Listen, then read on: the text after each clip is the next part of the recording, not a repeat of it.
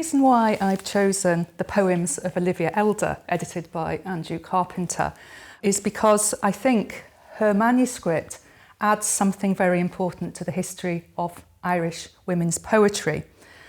The manuscript shows us an example of a woman writing in English from Ulster, and she's also a very lively, a very energetic voice. So she's interesting because she's fun to read, but in terms of social history and the history of women, you get an insight into her everyday life and also the social context in which she operated. She is an unusual example of what we'd call, I suppose, a lower middle class woman poet. She was the daughter of Reverend John Elder, who was a prominent New Light Presbyterian minister. And because the Presbyterian ministers didn't get a kind of salary from their work, they also had to engage in farming. That was very common. And her father, certainly from the evidence of her poems, seemed to have a farm. So the poems do document the tension, if you like, between the domestic constraints and duties that she's under and she's being asked to perform, and this kind of aspiration to be what she calls herself a poetess. And it's interesting, in the manuscript, only one poem was ever published in a newspaper.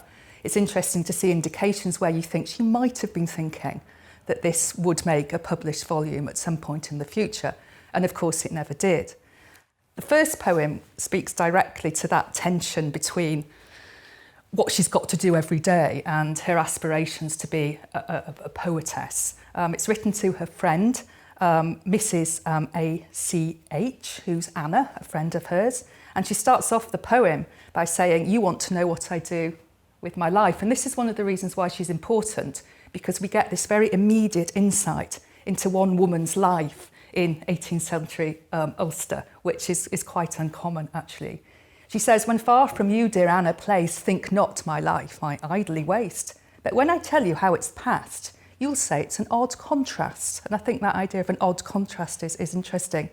She says, "I strangely spend my time between the mean and the sublime." So the mean is the kind of domestic, lowly duties, and the sublime, of course, is the poetry. And I'll just give you one example where she hones in on that tension. She tells her friend, "Unfinished I must leave a fable to go and scour the kitchen table. Or from you writing of a poem, descend my neighbour's turf to throw 'em. For trust me, I'm not quite unskilled, a good turf stack, the art of building. And yesterday, a sight uncommon, I helped with one, a poor old woman. Nay, at this very present writing, at this epistle I'm inditing, when all are busy bearing hay to us, I'm forced to go and boil potatoes."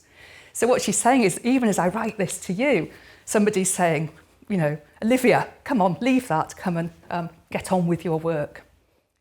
I've actually worked on this manuscript as part of a bigger project on women's poetry from Scotland, Ireland and Wales, from 1400 to 1800.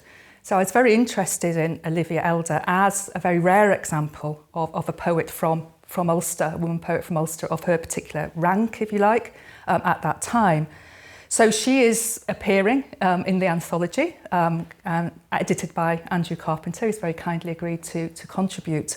So she's a very good example, and she fills a gap in that history of women's writing. So the manuscript is really important in that regard. We wouldn't have access to a woman of her class and of her aspirations without this manuscript. It's a real find, a gem. As Andrew Carpenter points out in his edition, there are some pages ripped out of this manuscript. And for me, that's tantalising, but also very representative of women's literary history. We have this manuscript because it was passed down through the family to her niece, and then I think to her great nephew.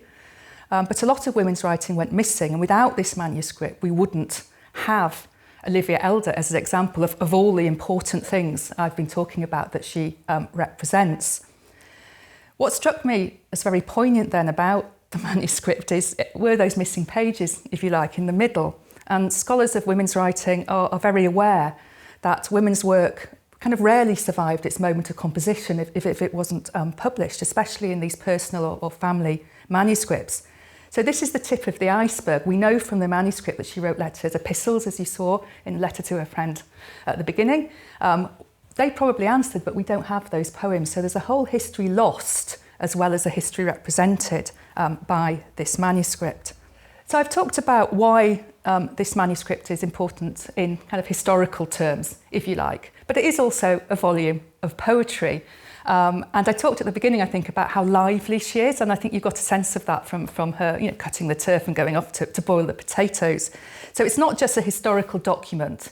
You really get an insight into what's going on in Olivia Elder's brain, how she deals with her poetry, the kind of genres that she works with. It's very enjoyable, and there's no point having a collection of poetry if people don't read it, and it is very readable.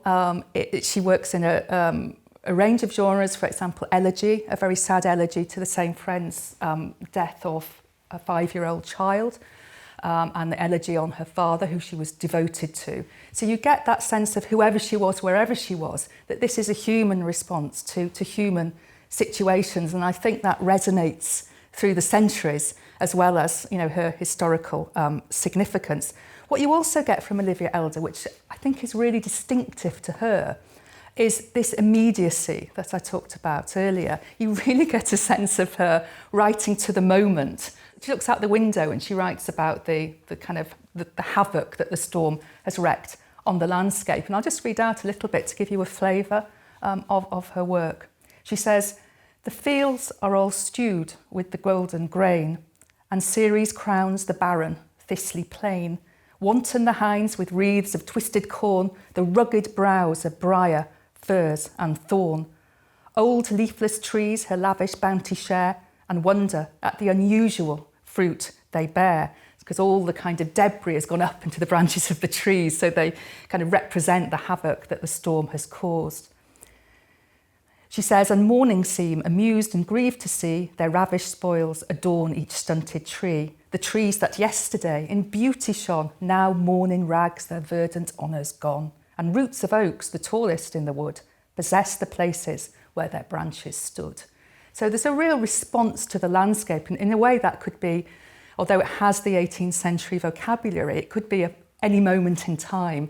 So I think it's that idea of the poetry actually transcending the moment, as well as showing us the kind of context that she worked in. And I think that's one of the really important things that the Irish Manuscripts Commission does, is to bring these manuscripts, which sometimes are difficult to read. This manuscript's quite clean, quite easy to read, but certainly in the 18th century people would kind of fill in the corners of the pages because paper was expensive. And it's also not accessible in the way that a beautiful volume like this is. So I would urge people to give Olivia Elder a go as a poet in her own right.